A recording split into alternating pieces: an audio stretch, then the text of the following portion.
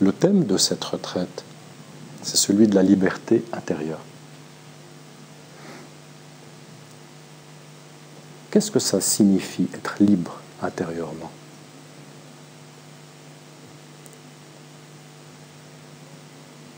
Très souvent, on pense qu'être libre,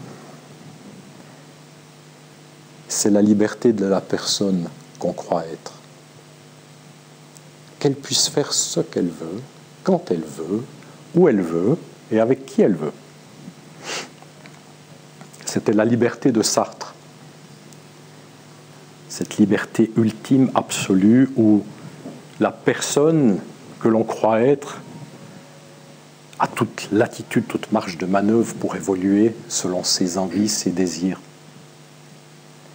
La vraie liberté intérieure est celle d'être libre de la personne, d'être libéré de ce personnage que nous avons construit, d'être libéré de cette fausse identité à laquelle nous sommes attachés, d'être affranchi de ce tyran intérieur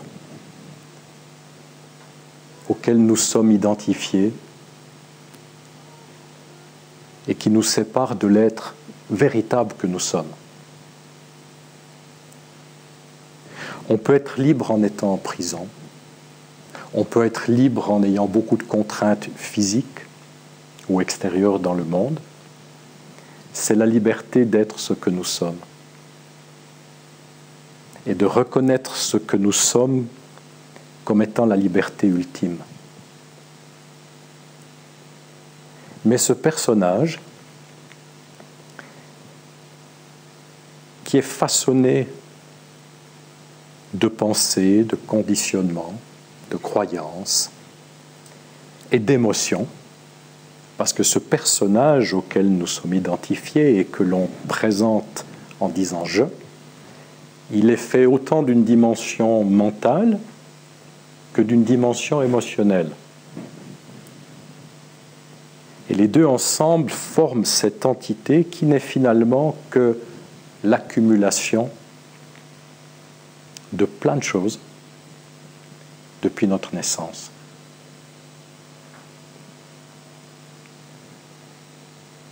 Et ce personnage, cette personnalité, cette entité que l'on nourrit constamment à travers nos pensées et nos émotions,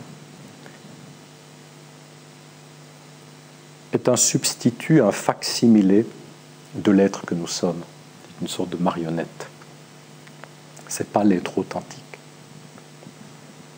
Ce personnage est une interface utile pour fonctionner dans le monde, mais ce n'est qu'un instrument. Mais l'instrument est devenu le maître, parce que nous lui avons donné notre attention, notre énergie, nous nous sommes identifiés à lui, et ce personnage guide nos vies, et il guide nos vies non pas à partir de l'intelligence de l'instant présent, il guide nos vies à partir de nos peurs du passé, à partir de ses attentes, ses rêves, ses espoirs. Et vous pouvez observer en vous-même qu'une grande partie de votre activité intérieure est celle d'être dans l'attente, l'espoir, le rêve. Et ça, c'est l'activité de la personne. La personne qui va parasiter notre cerveau, s'en emparer pour pouvoir penser à travers lui,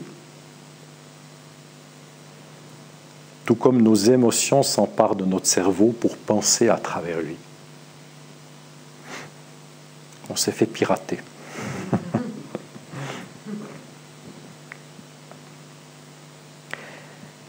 Qu'est-ce que la liberté intérieure?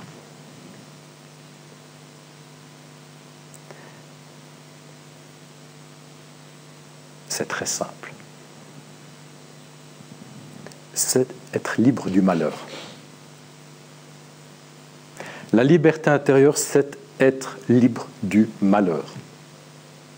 Le malheur qui vit en vous et qui vit en chaque être humain et qui n'est pas juste une vue de l'esprit, mais qui est quelque chose de substantiel, puisqu'on le perçoit à travers l'émotion. Et lorsqu'on est malheureux, lorsqu'on souffre, lorsqu'on est triste, on le sent dans sa chair, n'est-ce pas? Ce ne sont pas que des pensées, c'est quelque chose de très substantiel, et néanmoins qu'on ne peut pas déposer sur la table comme un objet à étudier, parce que ça se passe à l'intérieur de nous, dans notre vie intérieure, ou autrement dit, dans notre psyché. Mais lorsque vous êtes pris par le malheur ou la tristesse, pour vous, c'est très substantiel, très réel. Être libre intérieurement, c'est être libre du malheur. Et c'est quoi le malheur? C'est le passé. Le malheur, c'est l'accumulation du passé en vous. Ce sont toutes les peines et les frustrations accumulées depuis la naissance. C'est lorsque vous êtes dans la nature et tout est merveilleux et vous vous mettez à penser à ce que votre mère vous a fait ou pas fait il y a 20 ans en arrière, ou à votre père qui a quitté la famille, et tout à coup, merveilleuse forêt disparaît et le malheur s'infiltre en nous à travers la pensée, parce qu'on pense à quelque chose de compliqué, de conflictuel, de malheureux, d'apeurant, à travers le souci. Et ce malheur s'insinue, s'infiltre en nous, pas à chaque instant, heureusement, mais régulièrement, voire de façon quotidienne, à travers des émotions, à travers des pensées. Et ce malheur-là n'a rien à voir avec l'instant présent. Il vient du passé à travers des émotions qui sont régurgitées ou à travers des pensées qui nous ramènent à des événements passés douloureux. Être libre intérieurement, c'est être libre de ce malheur.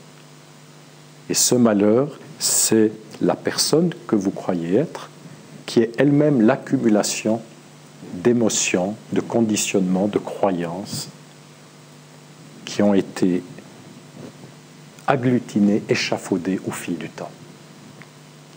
C'est pour cela, dans les enseignements spirituels, que l'on insiste sur l'instant présent, parce que l'instant présent est libre de malheur. Mais pour être l'instant présent, pour être notre vraie nature, on doit se défaire de cette accumulation du passé, on doit s'en détacher, on doit se désidentifier. Et ce personnage malheureux, qui est notre personne, même s'il est joyeux ou excité par moments, il est fondamentalement, il prend ses racines dans le malheur, a une arme pour se protéger, pour protéger ses croyances, ses conditionnements et ses émotions. Ce malheur a une arme, et cette arme s'appelle l'ego. Et la personne va protéger ses convictions, ses croyances religieuses, ses émotions, ses peurs, ses peines à travers l'ego, en repoussant, en luttant contre tout ce qui vient la menacer, ou en fuyant tout ce qui vient l'entamer et la menacer. Chaque être humain fonctionne de cette façon-là, mais dans des articulations différentes pour chacun, puisque nous avons développé des stratégies, des égos différents.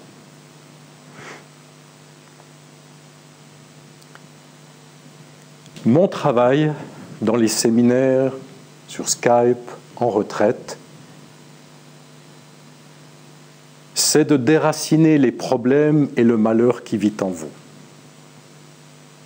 pour vous permettre d'accéder à ce qui est bon en vous et déjà bon maintenant en vous, à ce qui est déjà libre en vous,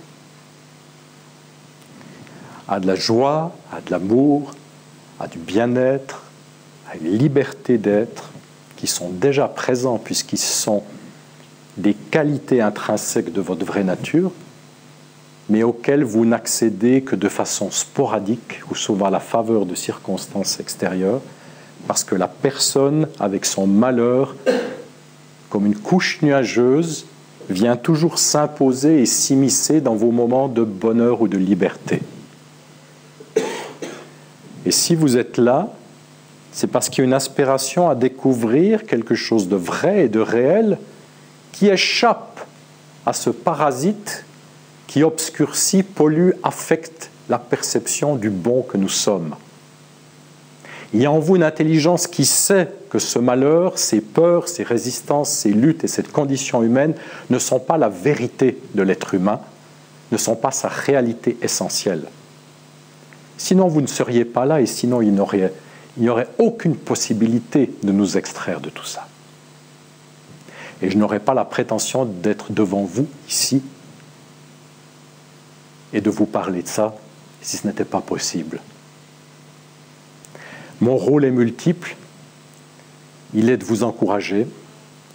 Il est de vous montrer que c'est possible, malgré les difficultés. Il est d'incarner cette réalité à travers les mots, mais aussi à travers la présence, à travers ce que vous pouvez percevoir au-delà du corps. Mais pour cela, ça va vous demander de la finesse, ça va vous demander de la subtilité, ça va vous demander de vous ouvrir, de vous détendre pour percevoir, pour sentir, pour ressentir et de laisser quelque peu votre dimension intellectuelle, mentale de côté pour accéder à quelque chose qui n'est pas mental. Mon rôle, c'est aussi de répondre à vos questions. Non pas des questions qui amènent des débats et des spéculations et des arguments, non merci. Des questions personnelles par rapport à votre vie, par rapport à vous, qui vous aident à croître, qui vous aident à vous libérer de ce qui vous entrave et à ouvrir les portes que vous avez refermées sur vous-même. Mon rôle, c'est de vous câliner et de vous secouer. Parce que je suis assez peu conciliant avec la personne, avec ses avis, avec ses préférences, avec ses aversions, avec ses rêves, avec ses attentes, avec ses espoirs. Parce que ce personnage-là, il sait tout de l'éveil. Il croit savoir ce qui est essentiel et ce qui ne l'est pas. Il se répand sur les réseaux sociaux comme un feu de brousse pour pouvoir s'exprimer et se manifester. Ça n'a rien à voir avec l'être que vous êtes. Et je ne suis pas intéressé d'avoir raison, je ne suis pas intéressé d'entrer dans des débats, je ne suis pas intéressé par des joutes philosophiques ou intellectuelles, je suis là pour révéler ce qui est vrai en vous, dans votre expérience personnelle, dans votre expérience vécue, pour éclairer des zones d'ombre, pour vous aider à extirper des difficultés qui prennent racine dans le tissu émotif de votre vie et qui sont là peut-être depuis 40 ou 50 ans et qui, malgré vos efforts, votre travail sur vous-même, continuent de vous perturber. Et chacun d'entre vous est à un autre stade, si je puis dire, de cette aventure intérieure, de ce retour vers l'essentiel. Et je dois faire face là où vous en êtes, aux difficultés qui se présentent pour vous. Pour certains, ce sont des couches de peine qui remontent. Pour d'autres, c'est des difficultés qui sont plus avancées, je dirais, puisqu'on est dans l'ordre de la dissolution du personnage, de son effritement. Mais quelles que soient vos difficultés, vous êtes les bienvenus et je vais m'en occuper au mieux.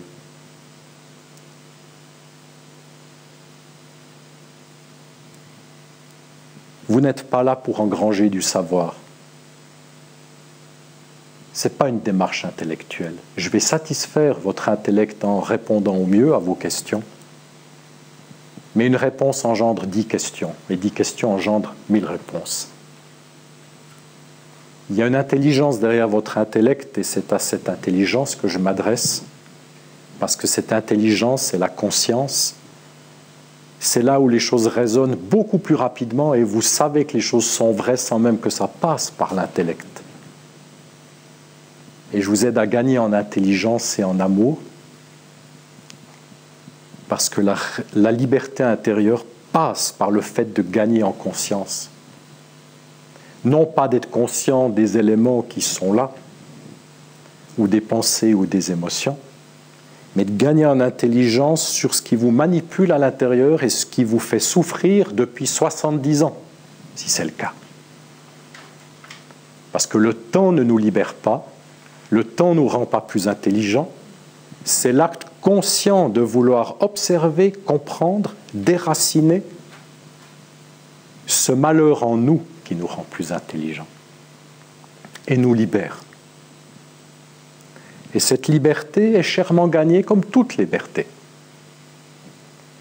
On a fêté récemment l'anniversaire du débarquement et des milliers de jeunes hommes qui sont morts pour cette liberté, qu'aujourd'hui on prend pour acquis. Eh bien, la liberté intérieure, c'est être libre de ce malheur et c'est extraordinaire. Ça peut être très ardu, très long, très pénible, très exigeant, et ça en vaut la peine. Être libre, pourquoi? On se libère de quelque chose au départ. On veut se libérer de nos peines, de nos peurs, de notre malheur, de notre passé. Mais on doit aussi se libérer pour quelque chose. Et bien, quand on se libère de tout ça, on peut être libre d'apprécier la vie, d'aimer de façon pleine, totale, sans réserve, sans peur, de pouvoir goûter à la joie, de pouvoir sentir cette dimension de l'être et le plaisir d'être. Oui, on est libre pour ça. Et je souhaite, durant cette retraite, que vous puissiez accéder à davantage de liberté pour apprécier ce que vous êtes et le bon que vous êtes et le bon qui est en vous. Un bon que vous avez mis de côté, pas seulement parce qu'il y a eu des meurtrissures et des traumatismes, un bon que vous avez mis de côté parce que vous avez dû, à certains moments, serrer les fesses pour traverser des moments difficiles, particulièrement durant l'enfance, ou parce que le bon n'était pas reconnu, ou parce que vous avez pensé que vous n'étiez pas assez bien pour accueillir et vivre ce bon et que vous l'avez mis de côté en vous. Toutes ces dimensions-là vont être abordées à travers vos questions, les accompagnements. Et les accompagnements, c'est simplement lorsque vous me présentez une problématique, de vous donner la possibilité d'être vers moi pendant 10, 15, 20 minutes pour qu'on puisse aller en profondeur. Personne n'y est forcé, vous y êtes invité. Beaucoup de gens, après la retraite, m'écrivent pour me dire « Oui, j'ai regretté de ne pas lever la main, de ne pas venir, d'être caché ou demander des entretiens. » Parce qu'il y a parfois peut-être des choses trop intimes qu'on ne veut pas exposer dans un groupe, et je le comprends. Profitez de cette opportunité. On a là 5 jours pour ça. Et vous êtes là pour vous. Je l'ai indiqué dans le mail que vous avez reçu, pour être clair.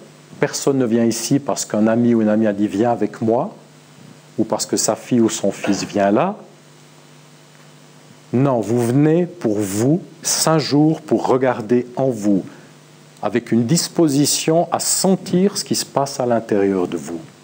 Même si ce qu'il y a à sentir peut être parfois douloureux ou apeurant, je vais vous aider à traverser ces choses-là. Je vais vous aider à faire face et à dépasser ce que vous n'arrivez pas à faire face et à dépasser tout seul. Vous serez fiers de vous d'avoir fait ces pas dans un climat de confiance, de bienveillance, mais aussi de fermeté, parce que je ne vais pas laisser le personnage en vous me manipuler ou vous manipuler pour vous priver du bon que vous êtes.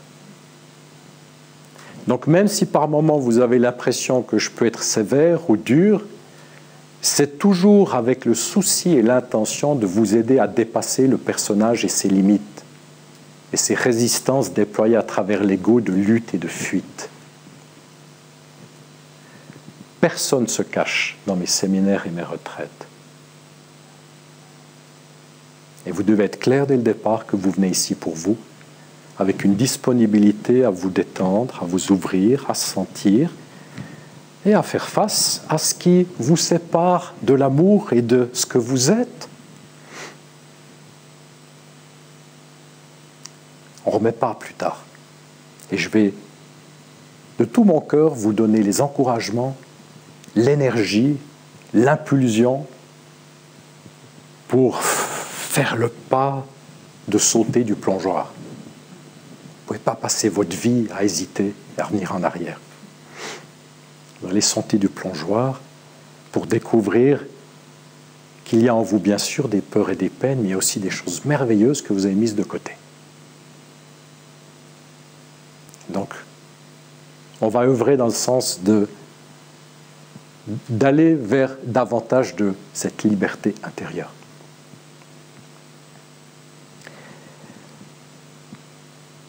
Lorsque vous êtes en présence d'un être qui s'est libéré de cette personne, qui n'est plus attaché, identifié à sa personne et qui réalise ce que j'appelle la vraie nature, sa vraie nature, l'énergie qui est déployée dans cette personne, qui s'exprime à travers son corps, met automatiquement la pression sur votre personne. C'est comme si vous exposez au soleil, vous allez tout de suite être sous l'effet des rayons du soleil. Et le personnage auquel vous êtes identifié, qui est le malheur en vous, avec ses émotions, ses luttes, ses résistances, ses fuites, ses répressions, va se manifester durant cette retraite face au soleil. Parce que ce personnage protège non seulement vos peines et vos peurs, mais il se protège aussi en tant qu'entité séparée. Et accueillir les couches de peine et se libérer de peur et de peine est une partie de cette aventure intérieure, mais l'essence, le cœur de cette aventure, c'est la dissolution de ce personnage, et le personnage s'y oppose exactement comme un cube de glace s'oppose à fondre lorsqu'il est exposé au soleil. Donc ne soyez pas surpris si votre personnage s'agite, s'il a des appréhensions, si d'ici mardi soir il a envie de s'en aller, parce que certains d'entre vous auront cette impulsion de dire « qu'est-ce que je fais ici ? J'ai envie de m'en aller parce que la pression sera sur vous. » Je vous y prépare. Heureusement, les gens qui hésitent à partir restent et ils arrivent à dépasser le cap. Au début, tout est gentil, c'est sympathique, on se rencontre, on est au soleil, on mange un bon dessert aux poires, merveilleux, on va passer une bonne retraite, il y a la piscine. Et tout à coup, le mardi, mais qu'est-ce que je fous ici? Puis en plus, j'ai payé pour ça. Le vrai travail intérieur n'est pas celui de plaire à la personne, caresser dans le sens du poil, et de l'agrémenter, de l'orner de jolies petites boules et guirlandes spirituelles. Non, c'est un dépouillement. Et il y a des pans de vous-même qui vont tomber pour que ce que vous êtes puisse venir en avant. Pas le personnage qui est en avant, et le personnage est en avant partout dans le monde, il n'y a que ça. Des personnages qui veulent être spéciaux, qui veulent être mis en lumière, qui viennent avec leurs arguments, leurs débats, leur philosophie, leurs concepts spirituels, leur connaissance de l'éveil, leurs préférences, leurs rêves, leurs attentes, le spa, vous n'avez que ça dans le monde. Vous avez une intelligence différente parce qu'à quelque part, vous voulez accéder à quelque chose de différent. Vous pressentez qu'il y a autre chose que ce que le monde nous propose, que tout le blabla, qu'il soit spirituel, religieux ou autre. Il y a quelque chose en vous qui vous appelle. Et je suis là pour vous aider à répondre à cet appel. C'est un appel du cœur, c'est un appel de l'être. Même si vous le formulez intellectuellement, c'est un cri de l'être. Il y a de nombreuses résistances en chemin. Parce que ce malheur, nous y sommes attachés, nous le protégeons. Parce que même s'il est merdique, on le connaît. On le connaît et on le protège. Parce qu'on préfère finalement avoir ses émotions, ses conditionnements et ses croyances que d'avoir rien du tout. Et la réalisation de l'être, c'est réaliser que nous ne sommes rien. C'est aller au cœur du vide intérieur pour réaliser que ce vide n'est pas le vide d'un cimetière, mais qu'il est vibrant et vivant de l'énergie de l'être et de l'amour de l'être. Mais cette descente vers cette réalisation nous fait passer à travers toutes sortes de paysages et de difficultés. Et j'en ai écrit un livre qui s'appelle « L'aventure intérieure », qui relate d'une certaine façon cette progression, cette descente vers l'être. ce retour à soi. Et je souhaite que vous profitiez de cette retraite au maximum. Parce que les gens qui me suivent, qui viennent avec engagement, pas vis-à-vis de moi, ce n'est pas moi qui suis important, c'est ce que j'incarne, ce qui passe à travers moi. Les gens qui me suivent, qui s'engagent, qui en veulent, comme on dit, je les vois progresser, je les vois s'épanouir, je les vois se libérer. Et c'est beau à voir, c'est merveilleux à voir. Parfois, un accompagnement de 20 minutes fait sauter un verrou qui a été là pendant 50 ans. Parfois, je vois quelqu'un qui s'illumine. Je vois des attitudes du passé, des formatages qui s'en vont. Je vois une féminité qui fleurit ou une masculinité qui fleurit. Ou je vois une puissance de vie qui enfin se libère de ses entraves pour pouvoir respirer.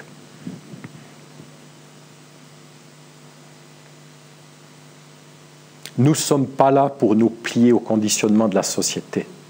La société n'a d'intérêt pour ses intérêts personnels, pas pour vous. On doit s'affranchir de toute la société, avec ses conditionnements sociaux, moraux, religieux, pour réaliser cette vérité de ce que nous sommes. Et ce que nous sommes, ce n'est pas un concept, c'est vivant, c'est vibrant, c'est conscient. Et on doit réaliser ça avant de mourir physiquement. Ne perdez pas de temps. Là où vous en êtes, même si c'est d'enlever une peine, même si c'est de trouver le courage avec mon aide, d'accueillir une peur qui est là depuis 50 ans, on est toujours bloqué derrière cette peur, si c'est le fait d'ouvrir les vannes un peu sur la puissance de vie que vous êtes, c'est déjà un pas. Et je souhaite chacun et chacune d'entre vous fasse un pas significatif vers quelque chose de bon et de vivant, qui perdure et qui reste avec vous au terme de ces 5 jours. Je vais donner tout ce que j'ai et tout ce que je peux pour ça. À vous de voir ce que vous êtes prêt à exposer, à lâcher, à donner pour vous-même.